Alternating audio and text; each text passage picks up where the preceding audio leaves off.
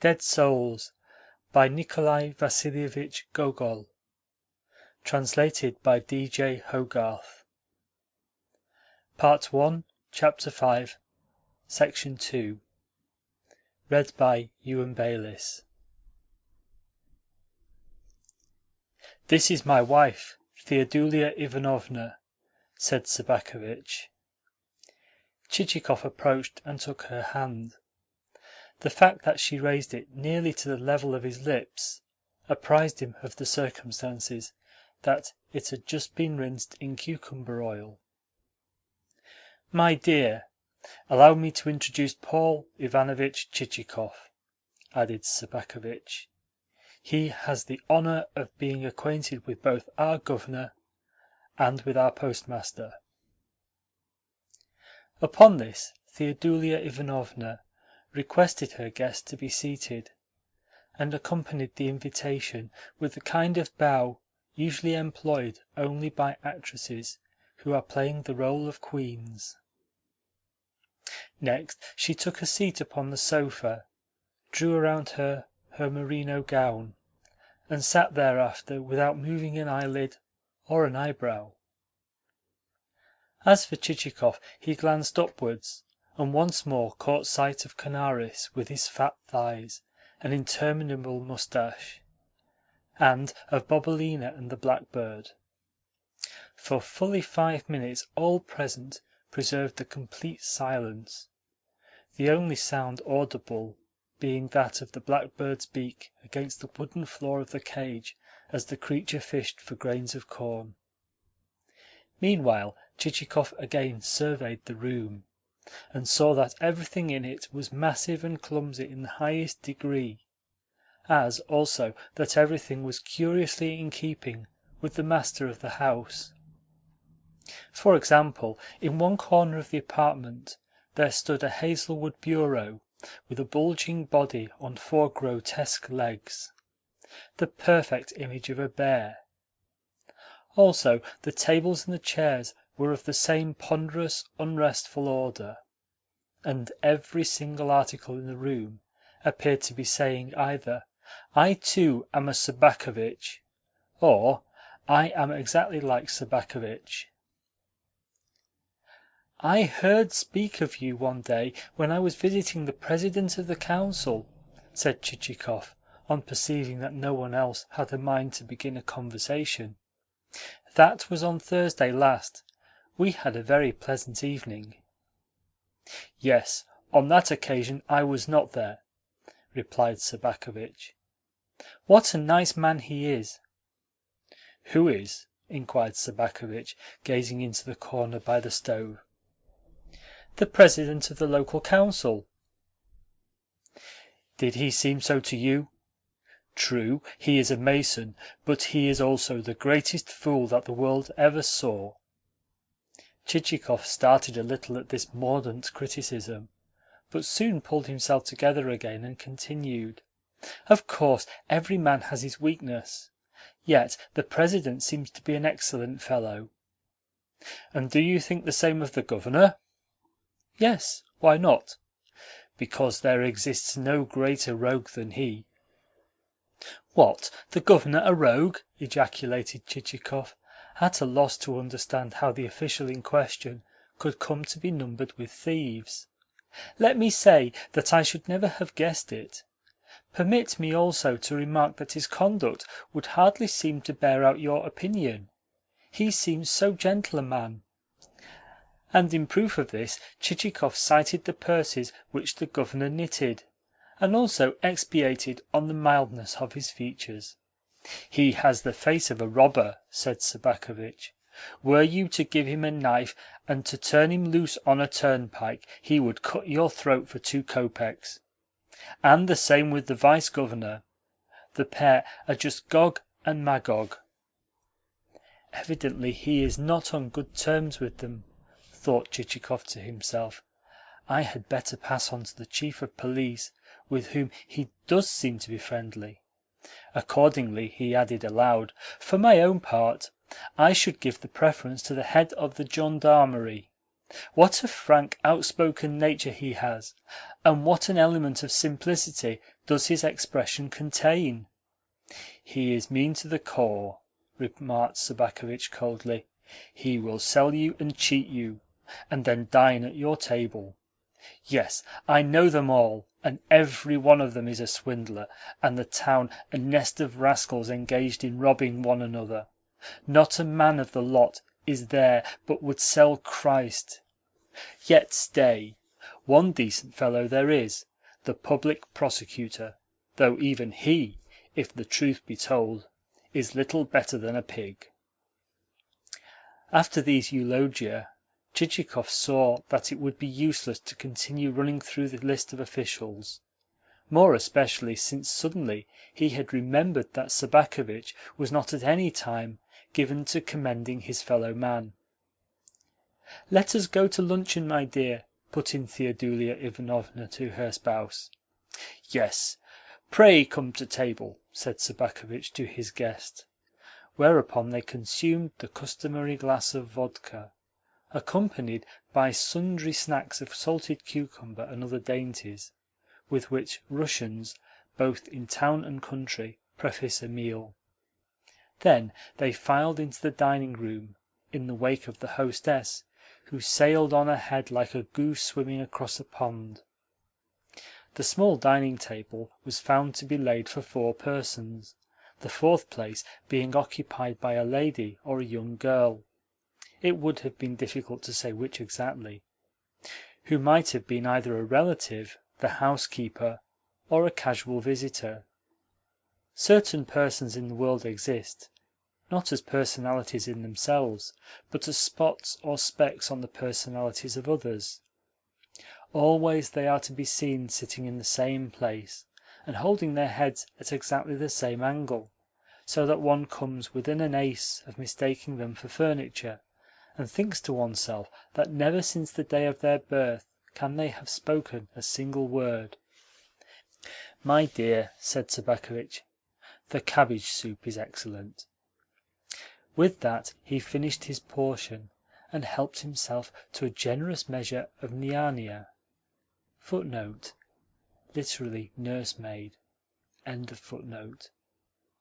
The dish which follows chi, and consists of a sheep's stomach stuffed with black porridge, brains, and other things. "What niania this is!" he added to Chichikov. "Never would you get such stuff in a town, where one is given the devil knows what." "Nevertheless, the governor keeps a fair table," said Chichikov. "Yes, but do you know what all the stuff is made of?" retorted Sobakevitch. "If you did know, you would never touch it." "Of course I am not in a position to say how it is prepared, but at least the pork cutlets and the boiled fish seemed excellent." "Ah, it might have been thought so. Yet I know the way in which such things are bought in the market-place. They are bought by some rascal of a cook whom a Frenchman has taught how to skin a tomcat and then serve it up as hare." What horrible things you say!" put in Madame. "Well, my dear, that is how things are done, and it is no fault of mine that it is so. Moreover, everything that is left over, everything that we pardon me for mentioning it cast into the slop pail, is used by such folk for making soup." "Always at table you begin talking like this," objected his helpmeet. "And why not?" said Sobakevitch. "I tell you straight that I would not eat such nastiness, even had I made it myself. Sugar a frog as much as you like, but never shall it pass my lips. Nor would I swallow an oyster, for I know only too well what an oyster may resemble. But have some mutton, friend Chichikov.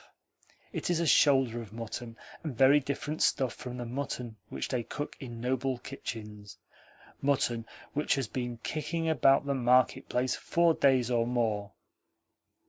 All that sort of cookery has been invented by French and German doctors, and I should like to hang them for having done so. They go and prescribe diets and a hunger cure, as though what suits their flaccid German systems will agree with a Russian stomach. Such devices are no good at all. Sobakevitch shook his head wrathfully. Fellows like those are forever talking of civilization, as if that sort of thing was civilization. Phew! Perhaps the speaker's concluding exclamation would have been even stronger had he not been seated at table. For myself, I will have none of it. When I eat pork at a meal, give me the whole pig. When mutton, the whole sheep. When goose, the whole of the bird. 2 dishes are better than 1,000, provided that one can eat of them as much as one wants.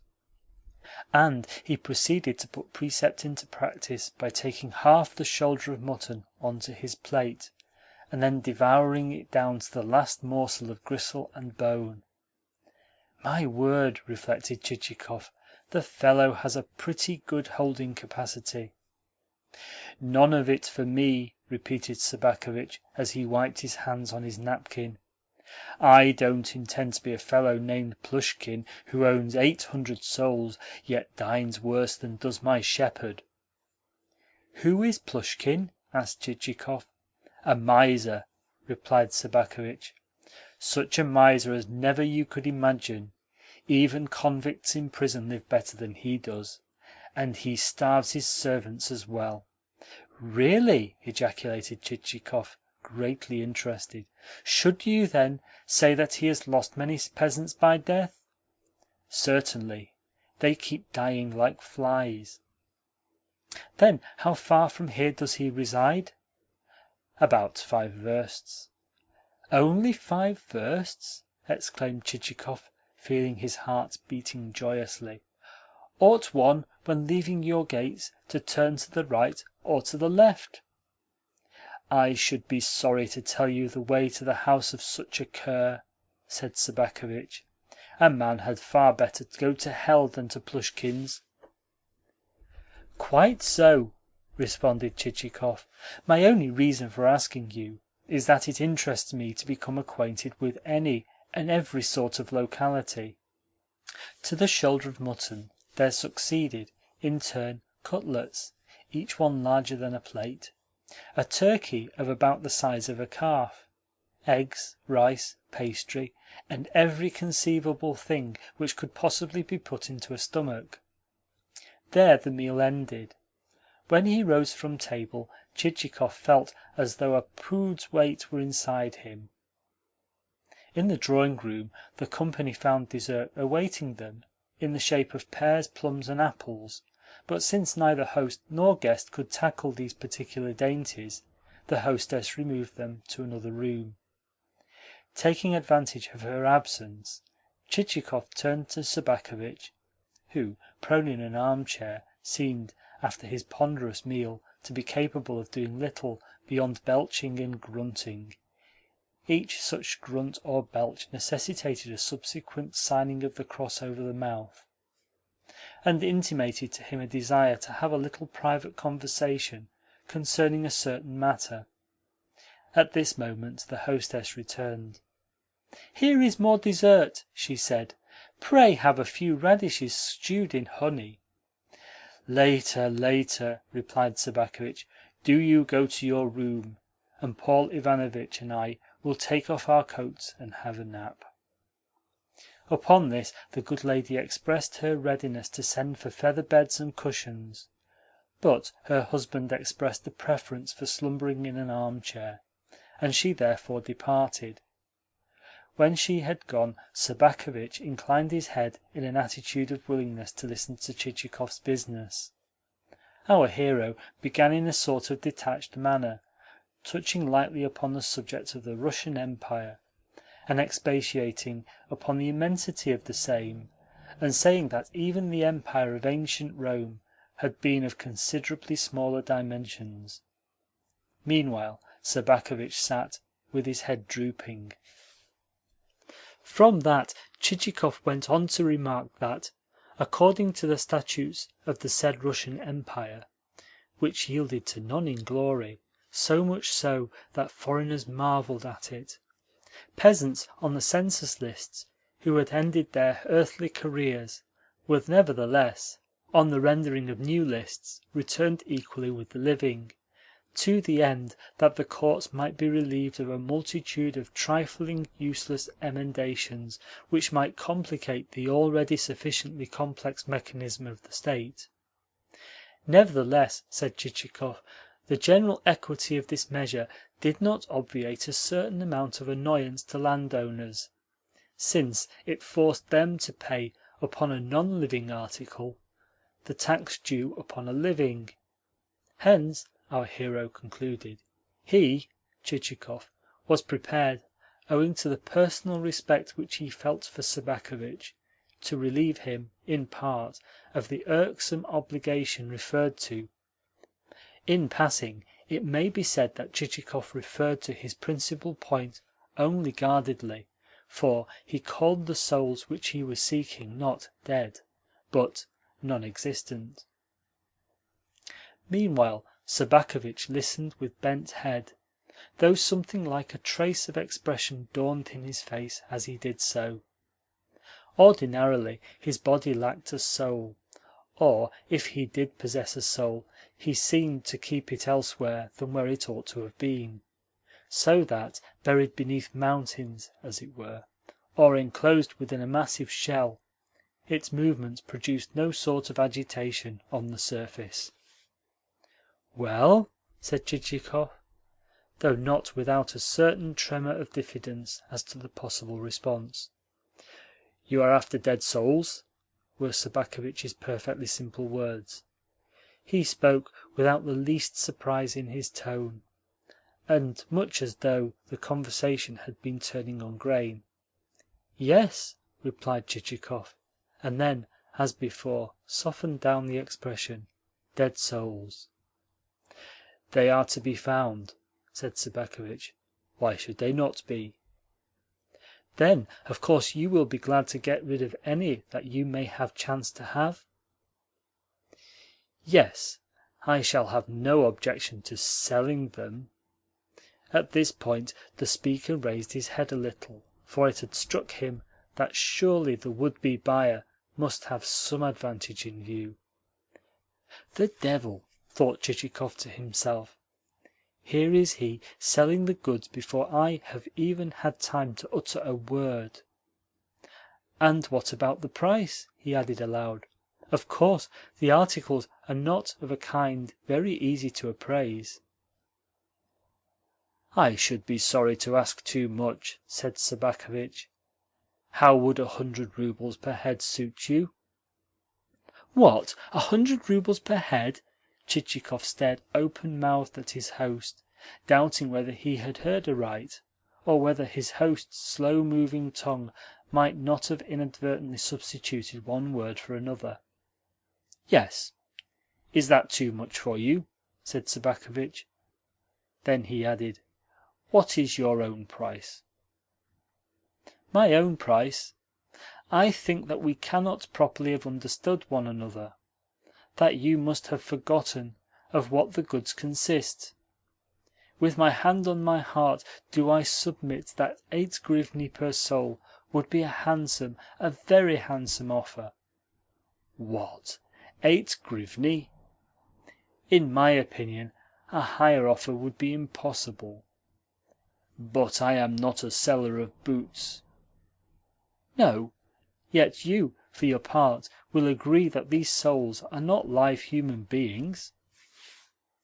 "I suppose you hope to find fools ready to sell you souls on the census list for a couple of groats apiece?" "Pardon me, but why do you use the term 'on the census list'?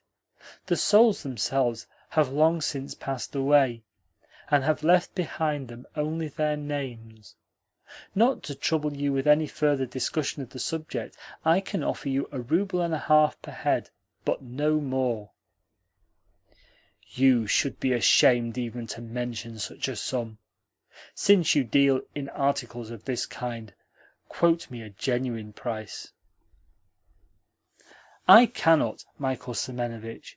Believe me, I cannot. What a man cannot do, that he cannot do." The speaker ended by advancing another half rouble per head. "But why hang back with your money?"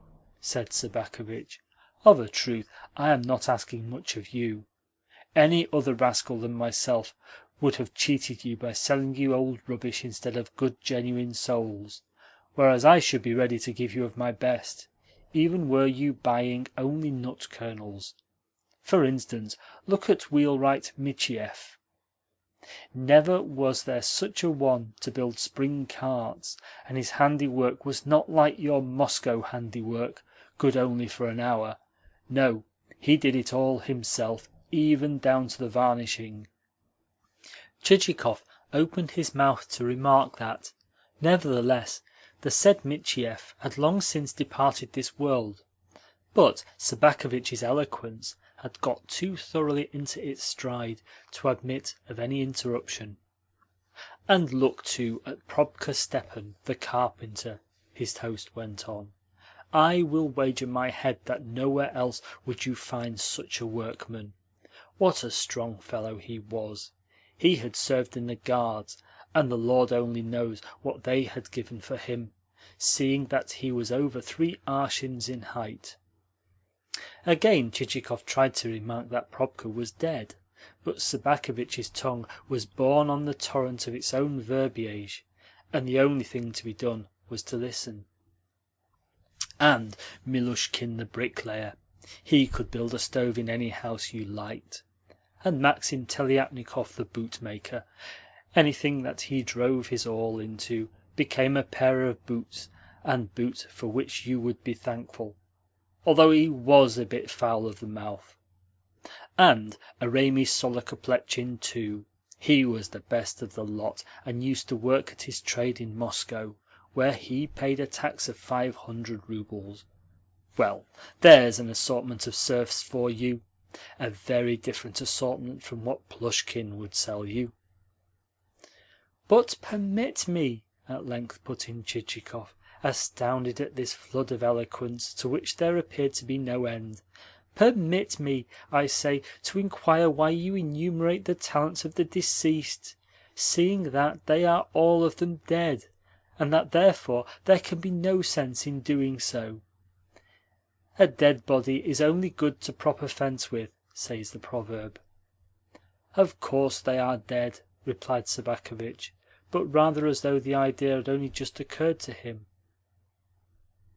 "Of course they are dead," replied Sobakevitch, but rather as though the idea had only just occurred to him, and was giving him food for thought. "But tell me now, what is the use of listing them as still alive?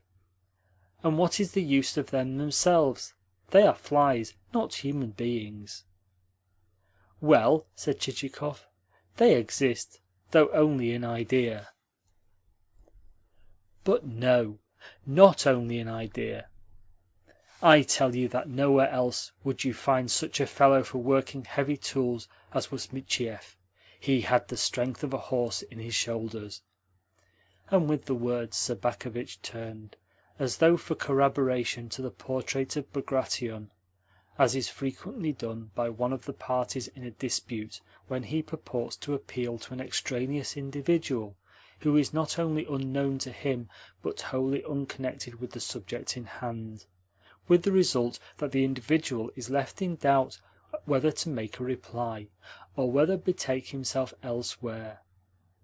"Nevertheless, I cannot give you more than 2 roubles per head," said Chichikov.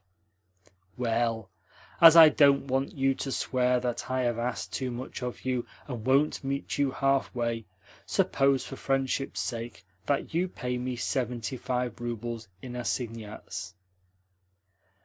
"Good heavens," thought Chichikov to himself, "does the man take me for a fool?"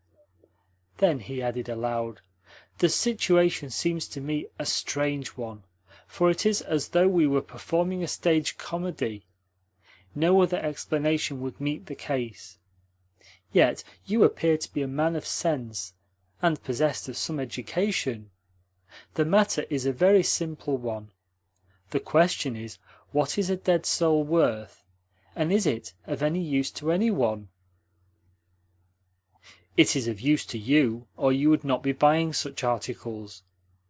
Chichikov bit his lip and stood at a loss for a retort.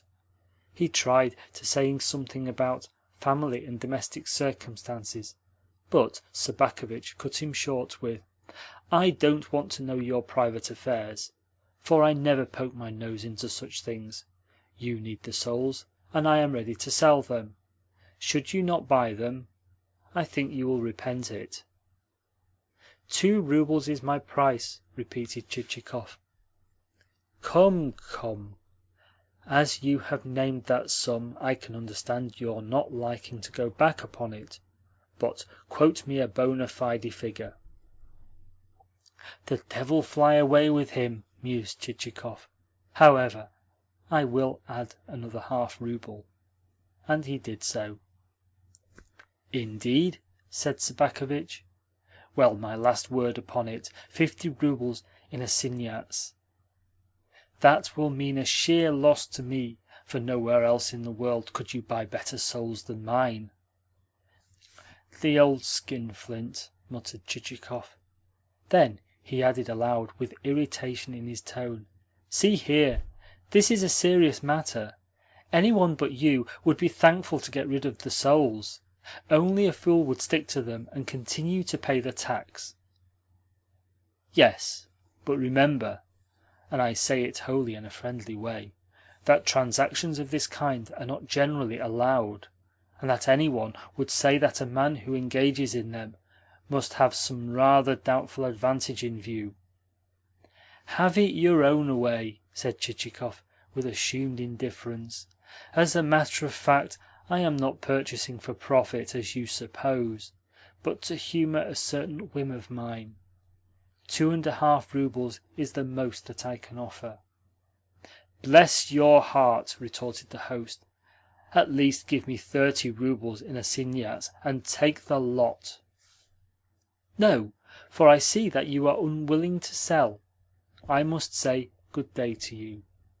Hold on!" exclaimed Sobakevitch, retaining his guest's hand, and at the same moment treading heavily upon his toes, so heavily indeed that Chichikov gasped and danced with the pain.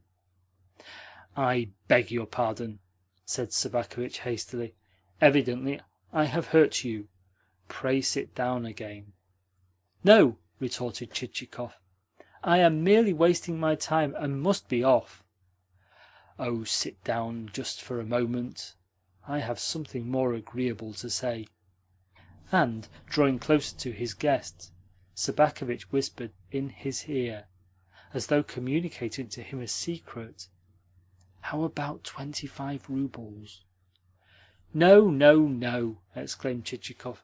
"I won't give you even a quarter of that. I won't advance another kopeck." For a while Sobakevitch remained silent, and Chichikov did the same. This lasted for a couple of minutes, and meanwhile the aquiline-nosed For a while Sobakevitch remained silent, and Chichikov did the same. This lasted for a couple of minutes, and meanwhile the aquiline-nosed Bagration gazed from the wall, as though much interested in the bargaining. "What is your outside price?" at length said Sobakevitch. 2.5 roubles. "Then you seem to rate a human soul at about the same value as a boiled turnip. At least give me 3 roubles." "No, I cannot." "Pardon me, but you are an impossible man to deal with. However, even though it will mean a dead loss to me, and you have not shown a very nice spirit about it, I cannot well refuse to please a friend. I suppose a purchase deed had better be made out in order to have everything in order?" "Of course." "Then, for that purpose, let us repair to the town." The affair ended in their deciding to do this on the morrow, and to arrange for the signing of a deed of purchase. Next, Chichikov requested a list of the peasants, to which Sobakevitch readily agreed. Indeed, he went to his writing desk then and there and started to indite a list which gave not only the peasants' names, but also their late qualifications. Meanwhile Chichikov, having nothing else to do, stood looking at the spacious form of his host, and as he gazed at his back as broad as that of a cart-horse, and at the legs as massive as the iron standards which adorn a street, he could not help inwardly ejaculating, "Truly God has endowed you with much. Though not adjusted with nicety, at least you are strongly built. I wonder whether you were born a bear, or whether you have come to it through your rustic life, with its tilling of crops and its trading with peasants? Yet no, I believe that, even if you had received a fashionable education, and had mixed with society, and had lived in St. Petersburg, you would still have been just the kulak (footnote, village factor or usurer) that you are. The only difference is that circumstances, as they stand, permit of your polishing off of a stuffed shoulder of mutton at a meal, whereas in St. Petersburg you would have been unable to do so. Also, as circumstances stand, you have under you a number of peasants whom you treat well, for the reason that they are your property, whereas otherwise you would have had under you tchinovniks (footnote, subordinate government officials), whom you would have bullied because they were not your property. Also, you would have robbed the treasury, since a kulak always remains a money grubber." "The list is ready," said Sobakevitch, turning round. "Indeed? Then please let me look at it." Chichikov ran his eye over the document, and could not but marvel at its neatness and accuracy. Not only were there set forth in it the trade, the age, and the pedigree of every serf, but on the margin of the sheet were jotted remarks concerning each serf's conduct and sobriety. Truly it was a pleasure to look at it. "And do you mind handing me the earnest money?" said Sobakevitch. "Yes, I do. Why need that be done? You can receive the money in a lump sum as soon as we visit the town." "But it is always the custom, you know," asserted Sobakevitch. "Then I cannot follow it, for I have no money with me. However, here are 10 roubles." "10 roubles, indeed! You might as well hand me 50 while you are about it." Once more Chichikov started to deny that he had any money upon him, but Sobakevitch insisted so strongly that this was not so that at length the guest pulled out another 15 roubles, and added them to the 10 already produced. "Kindly give me a receipt for the money," he added. "A receipt? Why should I give you a receipt?" "Because it is better to do so, in order to guard against mistakes." "Very well. But first hand me over the money." "The money? I have it here. Do you write out the receipt, and then the money shall be yours." "Pardon me, but how am I to write out the receipt before I have seen the cash?" Chichikov placed the notes in Sobakevitch's hand, whereupon the host moved nearer to the table, and added to the list of serfs a note that he had received for the peasants, therewith sold, the sum of 25 roubles as earnest money. This done, he counted the notes once more. "This is a very old note," he remarked, holding one up to the light. "Also, it is a trifle torn. However, in a friendly transaction one must not be too particular." "What a kulak!" thought Chichikov to himself, "and what a brute beast!" "Then you do not want any women's souls?" queried Sobakevitch. "I thank you, no." "I could let you have some cheap, say, as between friends, at a rouble a head." "No, I should have no use for them." "Then, that being so, there is no more to be said. There is no accounting for tastes. One man loves the priest, and another the priest's wife, says the proverb. Chichikov rose to take his leave. Once more I would request of you, he said, that the bargain be left as it is. Of course. What is done between friends holds good because of their mutual friendship. Good-bye, and thank you for your visit. In advance I would beg that, whenever you should have an hour or two to spare, you will come and lunch with us again. Perhaps we might be able to do one another further service.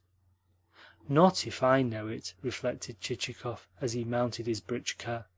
Not I, seeing that I have had 2.5 roubles per soul squeezed out of me by a brute of a kulak. Altogether, he felt dissatisfied with Sobakevitch's behaviour. In spite of the man being a friend of the governor and the chief of police, he had acted like an outsider in taking money for what was worthless rubbish. As the britchka left the courtyard, Chichikov glanced back and saw Sobakevitch still standing on the verandah, apparently for the purpose of watching to see which way the guest's carriage would turn. "The old villain to be still standing there," muttered Chichikov through his teeth, after which he ordered Selifan to proceed, so that the vehicle's progress should be invisible from the mansion, the truth being that he had a mind next to visit Plushkin, whose serfs, to quote Sobakevitch, had a habit of dying like flies, but not to let his late host learn of his intention. Accordingly, on reaching the further end of the village, he hailed the first peasant whom he saw, a man who was in the act of hoisting a ponderous beam onto his shoulder before setting off with it and like to his hut. "Hi!" shouted Chichikov. "How can I reach landowner Plushkin's place without first going past the mansion here?" The peasant seemed nonplussed by the question. "Don't you know?" queried Chichikov. "No, barin," replied the peasant. "What? You don't know Skinflint Plushkin, who feeds his people so badly?" "Of course I do," exclaimed the fellow, and added thereto an uncomplimentary expression of a species not ordinarily employed in polite society. We may guess that it was a pretty apt expression, since long after the man had become lost to view, Chichikov was still laughing in his britchka. And, indeed, the language of the Russian populace is always forcible in its phraseology. End of Part 1, Chapter 5.